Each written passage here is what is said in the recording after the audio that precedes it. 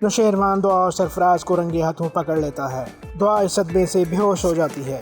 کشمالہ نے دعا کو زہر دے دیا۔ یہ سب جاننے کے لیے آپ ہمارے ساتھ رہیے گا۔ ناظرین، بات کرتے ہیں ڈرامہ سیریل جان سار کی آنے والی ایپیسوڈ کے بارے میں۔ دعا جب اپنے والدین کے گھر جاتی ہے تو رستے میں سرفراز دعا کو مل جاتا ہے۔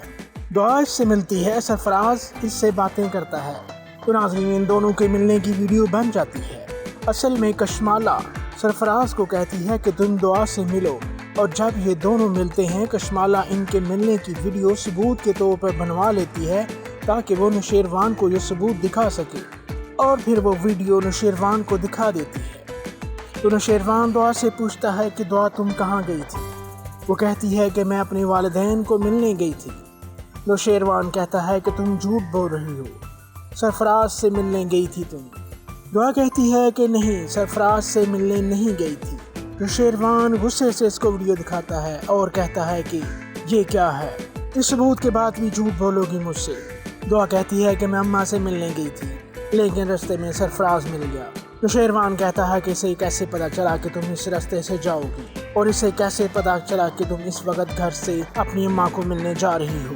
دعا کہتی ہے کہ مجھے نہیں پتا کہ اسے کس نے بتایا کہ میں اماں کے گھر جا رہی ہوں اور اس راستے سے جا رہی ہوں۔ جب نوشیروان دعا سے یہ سب پوچھ رہا ہوتا ہے تو کشمالہ بھی ان کو دیکھ رہی ہوتی ہے اور انہیں دیکھ کر خوش ہو رہی ہوتی ہے کہ کس طرح نوشیروان غصے سے دعا کو ڈانٹ رہا ہے، اور اس لیے بھی خوش ہو رہی ہوتی ہے کہ نوشیروان دعا کو شاید طلاق دے دے، اور کہتی ہے کہ میری چال کامیاب ہو گئی۔ دعا نوشیروان کو کہتی ہے کہ اگر آپ کو مجھ پر یقین نہیں ہے، اگر مجھ سے نفرت ہو گئی ہے تو کھل کر اس کا اظہار کریں۔ دوسری طرف ناظرین دوبارہ سرفراز دعا کے گھر آتا ہے۔ دعا صوفے پر آنکھیں بند کر کے بیٹھی ہوتی ہے تو سرفراز اس کے کندھے پر ہاتھ رکھتا ہے، تو دعا سمجھتی ہے کہ نوشیروان نے اس کے کندھے پر ہاتھ رکھا ہے۔ تو دعا کہتی ہے کہ مجھے پتا ہے کہ آپ مجھ سے زیادہ دیر تک ناراض رہ نہیں سکتے، لیکن اچانک جب دعا دیکھتی ہے تو وہ سرفراز ہوتا ہے، تو وہ اسے دیکھ کر کھڑی ہو جاتی ہے اور کہتی ہے کہ تم یہاں پر کیا کر رہے ہو۔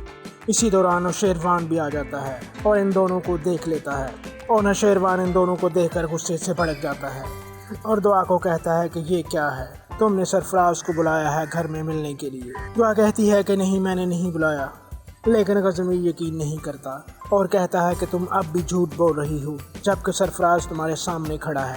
غزنوی غصے میں آ جاتا ہے اور دعا سے کہتا ہے کہ یہ بچہ میرا نہیں ہے، یہ بچہ تو سرفراز کا ہے۔ غزنوی کہتا ہے کہ مجھے سمجھ نہیں آتا کہ سرفراز بار بار تم سے کیوں ملنے آتا ہے، تو تم کیوں اس سے ملتی ہو جب تمہارا اس سے کوئی تعلق نہیں۔ تم اپنے ماں باپ کے گھر جاتی ہو تو سرفراز سے ملنے جاتی ہو، وہاں پر آ کر تمہیں ملتا ہے، تم بہانے سے سرفراز سے ملتی ہو۔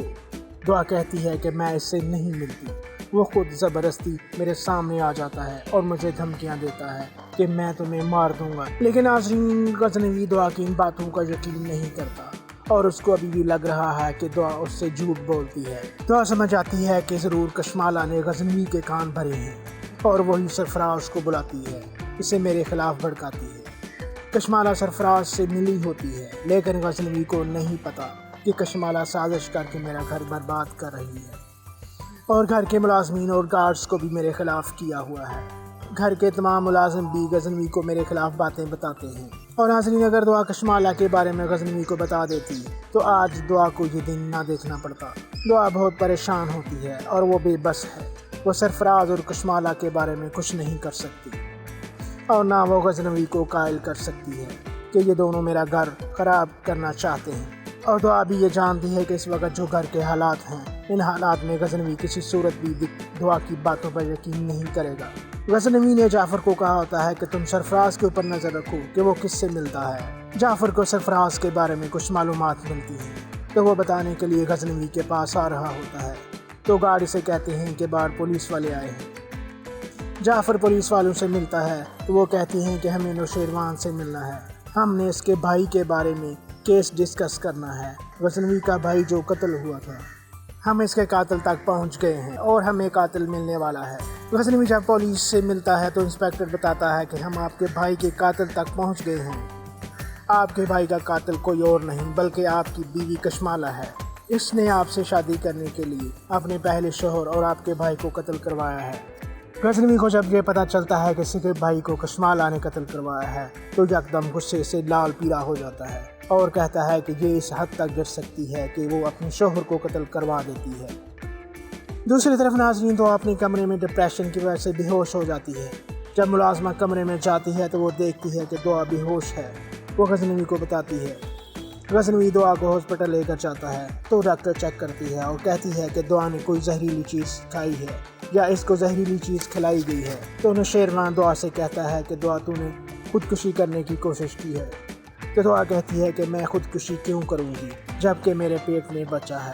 دعا کہتی ہے کہ مجھے کچھ نہیں معلوم میرے ساتھ کیا ہوا ہے، اور غزنوی کو کہتی ہے کہ آپ مجھ پر شک کرتے ہیں اور میری باتوں کا یقین نہیں کرتے۔